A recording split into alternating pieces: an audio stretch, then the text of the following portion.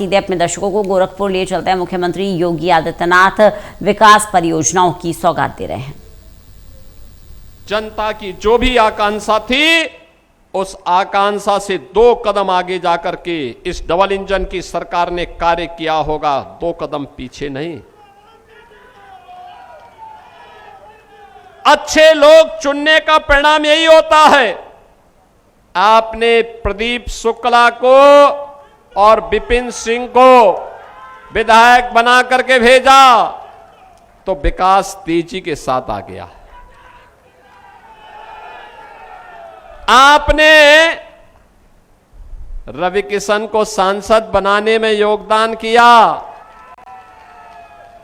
तो भले ही रवि किशन आपको फ्री में फिल्म न दिखाते हो, लेकिन आपके यहां आ जाते हैं कार्यक्रमों में भागीदार बनते हैं, आते हैं, हर कार्यक्रम में भागीदार बनते हैं, विकास की योजनाओं में रुचि लेते हैं। लगातार इस भीषण गर्मी में भी, वो तो अभी मुझसे कह रहे थे कि अगर आप कहें तो मैं यहां से नंगे पैर गोरखपुर तक एक पदयात्रा निकालूं इस समय। मैंने कहा भी गर्मी बहुत ज्यादा नहीं है, लेकिन यह है कि पदयात्रा कह रहे थे कि नंगे पैर यहां से गोरखपुर तक पदयात्रा निकालूंगा गीड़ा से।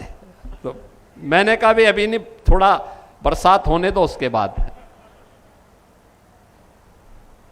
लेकिन कार्य करने का एक जज्बा। नहीं तो अभी तो बोलते कि नहीं, मैं इस समय गर्मी ज्यादा है तो मैं क्यों आऊंगा गोरखपुर। लेकिन नहीं, एक सांसद के रूप में अपने दायित्वों का निर्वहन करते हुए वे आपके बीच में इतनी भीषण गर्मी में भी, पसीना आ रहा है लेकिन तब भी मंच पे भाषण किए जा रहे हैं, भाषण पेले जा रहे हैं।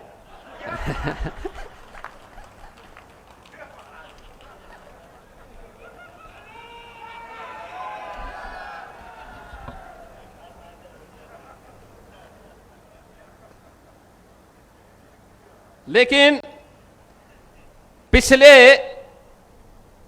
9 वर्ष में गीड़ा बदल गया है और गीड़ा में तो यहां तो विकास हुआ ही है। अच्छा स्टील बन रहा है, गैलेंट का, जालान कॉनकास्ट का अच्छा स्टील बन रहा है, पाइप बन रहे हैं, अच्छे कपड़े बन रहे हैं। अभी मैं आया हूं यहां पे एक फैक्ट्री का उद्घाटन करके, बिसलरी का जो जल मिलता है ना, वह भी यहीं पर से महेंद्र पाल सिंह जी ने एक फैक्ट्री लगाई है, वहीं पे बन रहा है, यही बना रहे हैं। क्वालिटी कैसे कंट्रोल की जाती है, यही गीड़ा में फैक्ट्री स्थापित हो गई है। देश भर में बिकेगी, लेकिन उत्पादन गीड़ा गोरखपुर में हो रहा है, गीड़ा गोरखपुर में।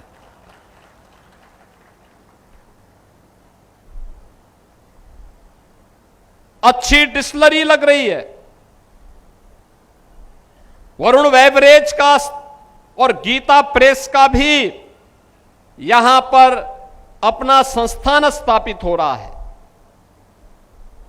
नए नए उद्योग लग रहे हैं और इन नए उद्योगों के साथ गीड़ा में जब पूरी बुकिंग हो चुकी है, फैक्ट्रियां लग चुकी हैं, तो इसका विस्तार होने के बाद अब 7000 एकड़ में गीड़ा का विस्तार धूलियापार क्षेत्र में भी तेजी के साथ आगे बढ़ा है। धूलियापार क्षेत्र में,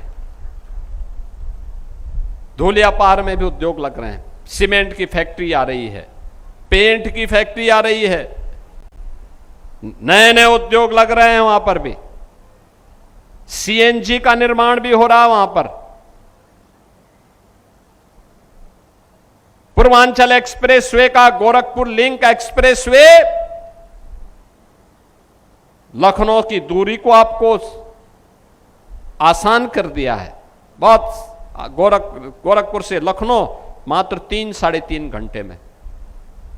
आज से 8 साल 9 साल पहले इसमें 7-8 घंटे लगते थे, आज आधा दूरी कम कर दिया है। अनेक उद्योग लग रहे हैं। ये उद्योग केवल उद्योग नहीं है, एम्प्लॉयमेंट भी लेके आ रहा है। नायलेट में ट्रेनिंग हो रही है और उस ट्रेनिंग के नौजवानों को यही उद्योगों में उनको यहीं पे नौकरी और रोजगार की गारंटी भी दिलाएंगे। ये तब हो पा रहा है जब अच्छी सरकारें आती हैं। आपने अच्छे जनप्रतिनिधि चुने, अच्छी सरकारें चुनी, अच्छा परिणाम भी आ रहा है और विकास भी हो रहा है।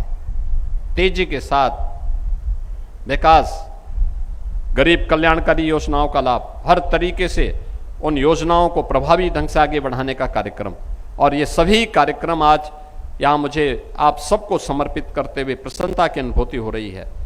मैं एक बार फिर से यहां के दोनों विधायकों को, श्री प्रदीप शुक्ला जी को, श्री विपिन सिंह जी को, सांसद जी को, श्री रविकिशन जी को और यहां के सभी जनप्रतिनिधियों के साथ साथ कार्यकर्ताओं को, गीडा प्रशासन को, जनता जनार्दन को हृदय से इन योजनाओं के लिए धन्यवाद देता हूं, बधाई देता हूं, अपनी शुभकामनाएं देता हूं और विश्वास करता हूं कि विकास की प्रक्रिया अनवरत रूप से ऐसे ही आगे बढ़नी चाहिए जिससे आने वाली पीढ़ी का भविष्य उज्जवल हो सके।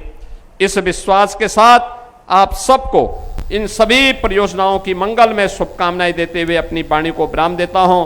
धन्यवाद। जय हिंद, जय जय श्री राम।